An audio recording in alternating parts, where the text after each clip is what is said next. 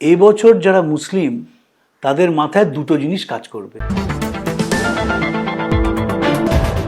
এক, বিজেপি যদি চলে আসে তাহলে উত্তরপ্রদেশের মুসলমানদের যে অবস্থা আমাদের তাই হবে, সে মুসলিমরা চাইবে না।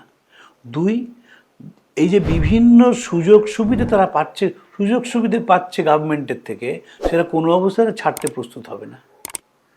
আমি আপনাকে বলছি, যারা শিক্ষিত মুসলমান, ধরুন স্বামী স্ত্রী দুজনে কলেজের অধ্যাপিকা, দুজনেই মুসলিম, তারা তৃণমূলকে ভোট দেবে, তারা মরে গেলেও বিজেপিকে ভোট দেবে না।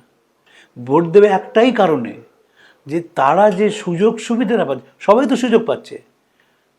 ধরুন হিন্দুদের যা ছেলে, কত সাধারণ মানুষ স্কলারশিপ পেয়ে পড়ছে তার কোনো হিসেব নেই।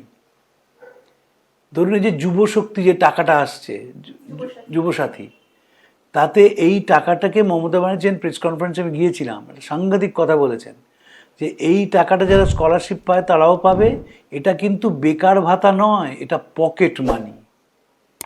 আমি যখন 1500 টাকা দিচ্ছি একটা ছেলেকে যে মাধ্যমিক পাশ করেছে তারপর থেকে, সেটা তার পকেট মানি। এই পকেট মানির কনসেপ্টটা সম্পূর্ণ নতুন করে বলে ফেলেছিলেন প্রেস কনফারেন্সে, বলেন এটা পকেট মানি।